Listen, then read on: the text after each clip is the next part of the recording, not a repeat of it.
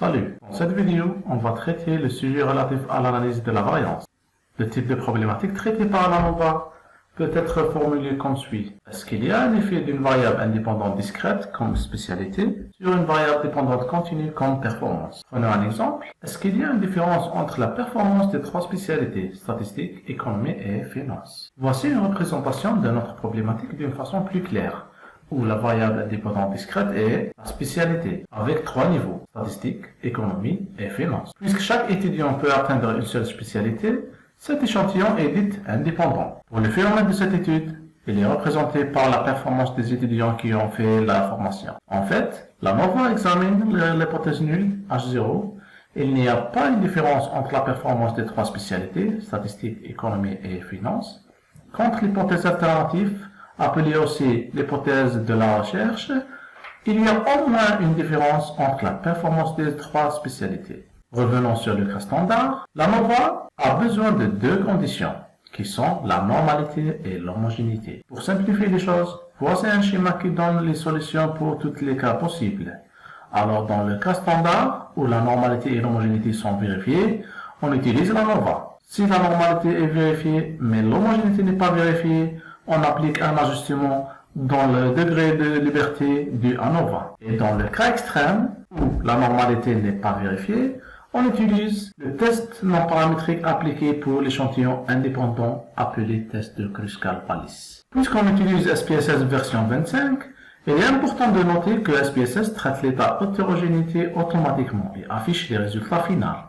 C'est-à-dire que le cas standard pour SPSS devient, si la normalité est vérifiée, on utilise ANOVA. Sinon, on utilise le test de Kruskal-Wallis. Si l'hypothèse nulle H0 est acceptée, alors il n'y a pas une différence entre la performance des trois spécialités. Mais, si l'hypothèse alternative H1 est acceptée, alors il y a au moins une différence entre la performance des trois spécialités. Voyons, le problème de ce résultat est qu'on ne sait pas où est cette différence, car l'hypothèse indique seulement l'existence d'au moins une différence. Donc, cela veut dire qu'il y a trois possibilités. La première possibilité est l'existence d'une seule différence, c'est-à-dire soit la performance des statisticiens est différente à celle des économistes, ou bien la performance des statisticiens est différente à celle des financiers, ou bien la performance des financiers est différente à celle des économistes.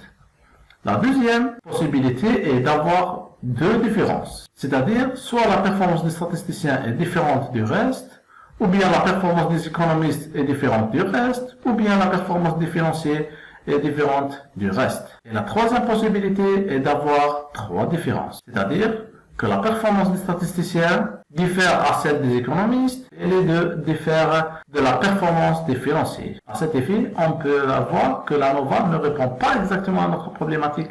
Donc, où se trouve exactement la différence? Et pour cela, on a besoin de faire un autre test appelé le test de comparaison multiple. Pour le test de comparaison multiple, voici un schéma qui donne toutes les solutions possibles. Alors, dans le cas standard, où la normalité et l'homogénéité sont vérifiées, on utilise le test de Tukey. Si la normalité est vérifiée, mais l'homogénéité n'est pas vérifiée, on utilise le test de T3 de Dunet. Et dans le cas extrême, on utilise la correction de Bonferroni, qui est une méthode utilisée en statistique pour corriger le seuil de significativité lors de comparaisons multiples. On applique cet ajustement sur le test non paramétrique appliqué pour l'échantillon indépendant appelé test de Mann-Whitney. Passons au cas pratique. La première étape est le traitement de données.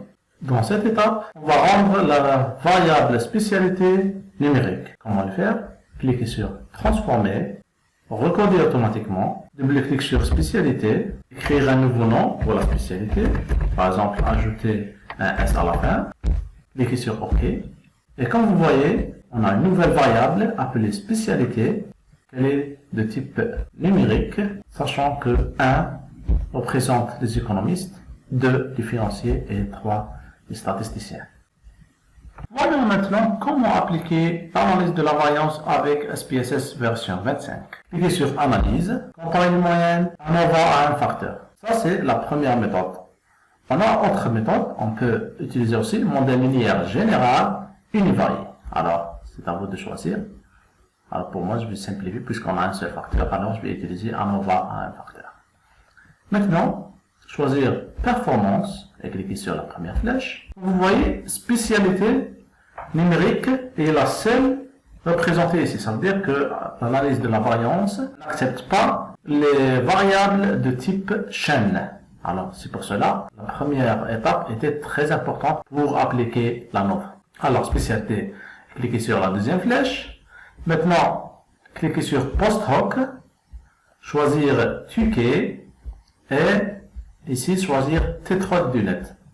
Rappelez ici, pour le niveau de signification, parfois certaines versions de l'SPSS, même si c'est 25, mais parfois cette 0,05 ne s'affiche pas. Alors si elle ne s'affiche pas, il faudrait l'ajouter. Alors ça c'est le alpha bien sûr. Maintenant poursuivre, cliquez sur Options, choisir Test d'homogénéité de variance et cliquez sur Poursuivre et OK. Ici, on a choisi tous les cas possibles. C'est-à-dire, parfois, l'ANOVA s'affiche que la signification elle est supérieure à 5%, et pour cela, on va arrêter directement. C'est-à-dire, on n'a pas besoin de faire le test d'homogénéité et la comparaison multiple. Mais, je vous ai montré toutes les étapes pour ne pas faire de redondance. Alors, ici, puisque la signification est égale à 0,048, elle est inférieure à 5%, dans ce cas-là, on va accepter l'hypothèse alternative ou bien l'hypothèse de la recherche, c'est-à-dire qu'il y a au moins une différence entre les trois spécialités. Maintenant, puisqu'on a dit le problème qui se posera, on ne sait pas où est cette différence, alors on doit entamer maintenant le test d'homogénéité. Alors pour le test d'homogénéité de l'EVEM, on va choisir basé sur les moyennes. Alors ici, la signification elle est supérieure à 5%. Dans ce cas-là, on va utiliser pour les comparaisons multiples le test de TUKE. Maintenant, pour le test de TUKE, on va voir directement les significations. Comme vous voyez, on a besoin de 3 différences, mais PSS fait une redondance, c'est-à-dire pour la représentation. Alors ici, vous voyez par exemple, on a économie, finance, et vous allez trouver ici finance, économie. La seule différence, c'est que la différence moyenne ici, elle est négative, ici, elle est positive.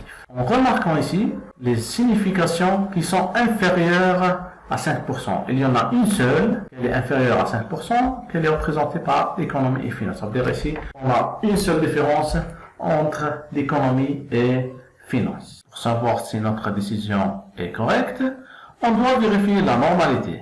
Cliquez sur Analyse, statistiques descriptives, Explorer. Maintenant, choisir Performance et cliquez sur la première flèche, c'est-à-dire dans la liste des variables dépendantes. Cliquez sur Spécialité de format numérique. Je vous rappelle la format chaîne, vous trouvez la lettre A. Alors, la format numérique, vous trouvez aucune lettre. Alors, ça, c'est spécialité de type numérique. Alors, et entrez là dans la deuxième flèche, c'est-à-dire dans la liste des facteurs. Dans l'affichage, choisir Tracer.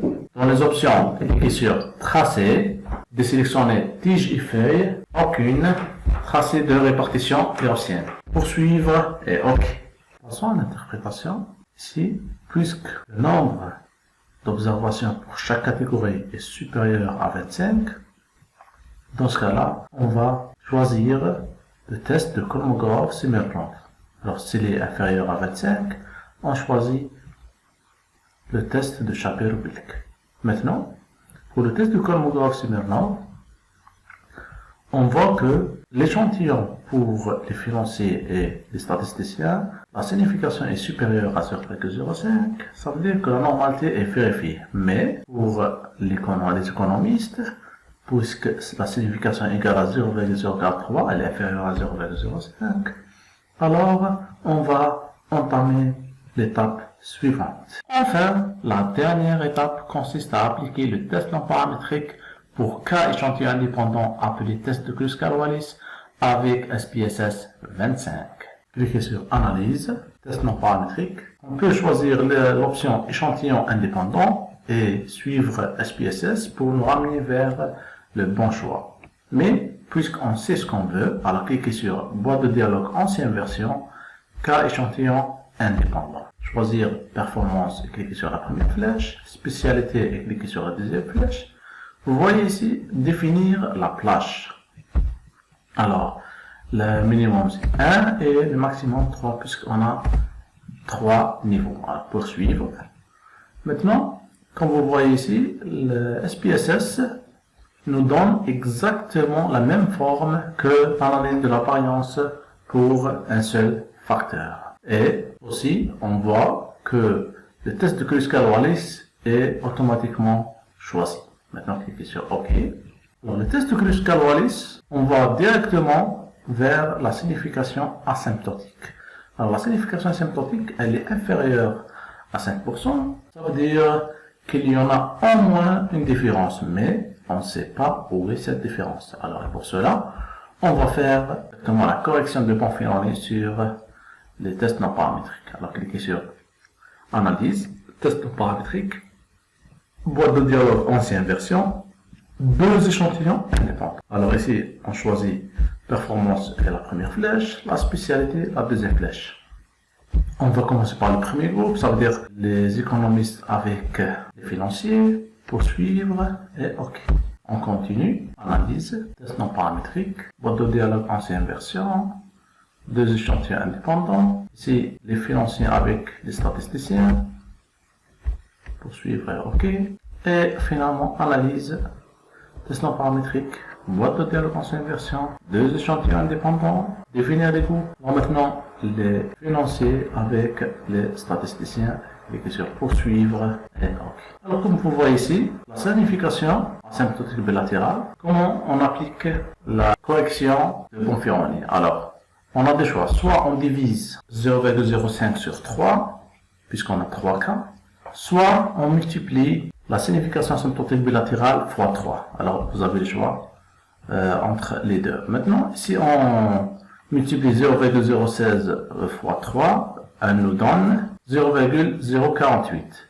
Dans ce cas-là, elle est inférieure à 5%, ça veut dire qu'il y en a une différence entre la performance des économistes et la performance des financiers. Voyons le deuxième cas. Puisque la signification elle est supérieure à 5%, si on l'a multipliée par 3, elle va être automatiquement supérieure à 5%, alors la performance des économistes est égale à la performance des statisticiens. Voyons le dernier cas. Puisqu'ici, on a la même chose, la signification elle est supérieure à 5%, si on la multiplie par 3, elle va rester toujours supérieure à 5%, c'est pour cela on dit que la performance des financiers est égale à la performance des statisticiens, ça veut dire, à la fin de compte, on a une seule différence entre les économistes et les financiers. Et comme ça, on a terminé notre leçon.